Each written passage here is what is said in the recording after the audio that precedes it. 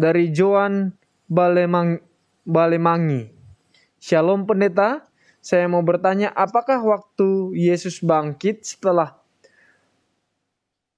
penyalibannya, apakah dia dibangkitkan oleh Allah atau membangkitkan dirinya sendiri? Bagaimana maksud ayat dalam Kisah 2 ayat 32? Terima kasih banyak. Kisah 2 ayat 32. Kita baca dulu. Kisah 2 ayat 32.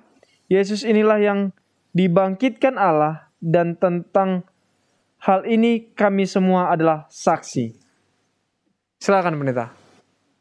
Terima kasih. Ya, memang bagus sekali Jeffrey mengatakan silakan.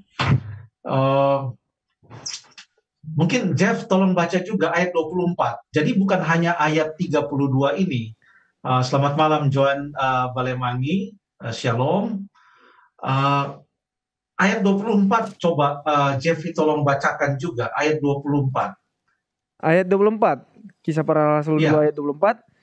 Tetapi Allah membangkitkan dia dengan melepaskan dia dari sengsara maut, karena tidak mungkin ia tetap berada dalam kuasa maut itu.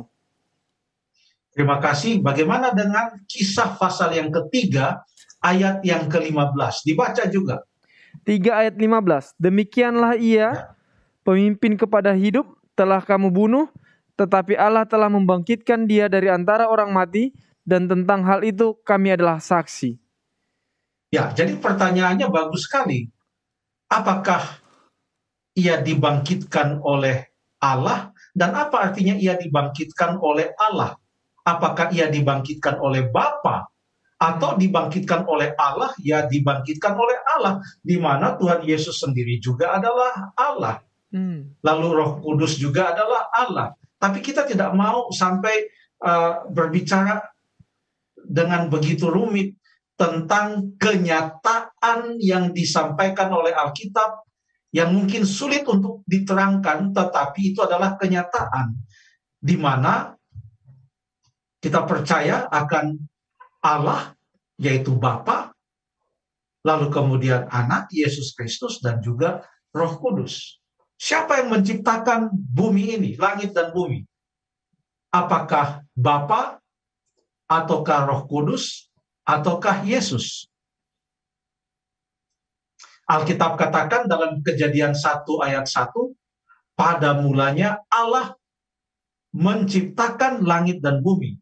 Tapi kalau kita baca dalam Yohanes pasal yang pertama, ayat 1 sampai ayat yang ketiga, pada mulanya adalah firman, firman itu bersama-sama dengan Allah, dan firman itu adalah Allah. Lalu ayat yang ketiga mengatakan, tanpa dia, tanpa firman itu, yaitu Yesus Kristus, maka tidak ada yang sekarang ada, ini telah ada. Dialah yang menjadikannya. Tetapi Alkitab juga mengatakan di dalam Kejadian 1 ayat yang kedua, bahwa roh Allah melayang-layang di atas bumi. Ini menandakan bahwa Roh Kudus juga tampil sebagai peserta di dalam kegiatan menciptakan langit dan bumi.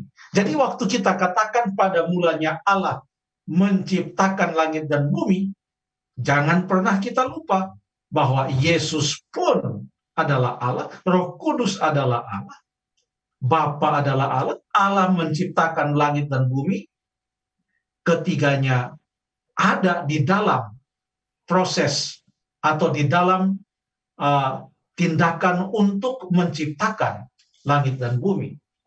Lalu kita bertanya, siapa yang menyelamatkan kita?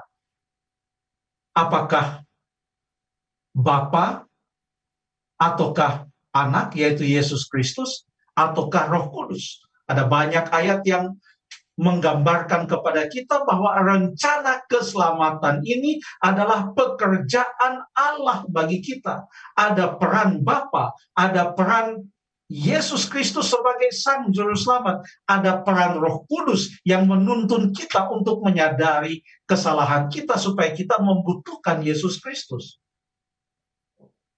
Kalau begitu kita datang kepada pertanyaan, siapa yang membangkitkan Yesus? Tadi ada ayat-ayat yang dengan jelas mengatakan Allah membangkitkan Yesus Kristus. Apa artinya?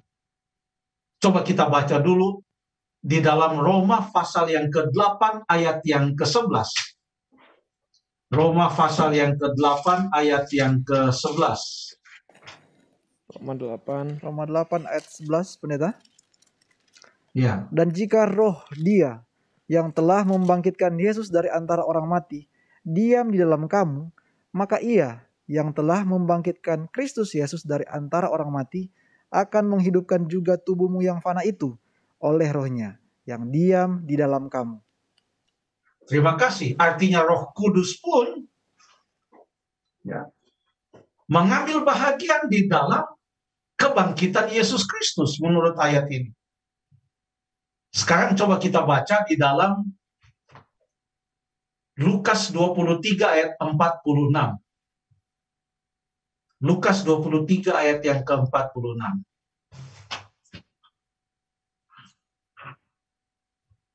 Ayat yang ke-46.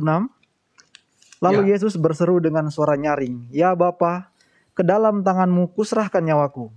Dan sesudah berkata demikian, ia menyerahkan nyawanya.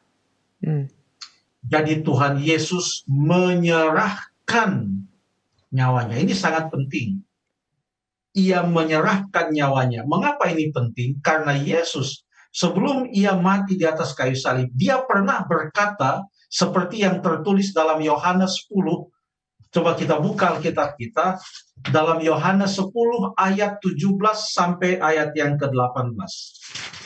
Yohanes 10 ayat 17 dan ayat yang ke-18.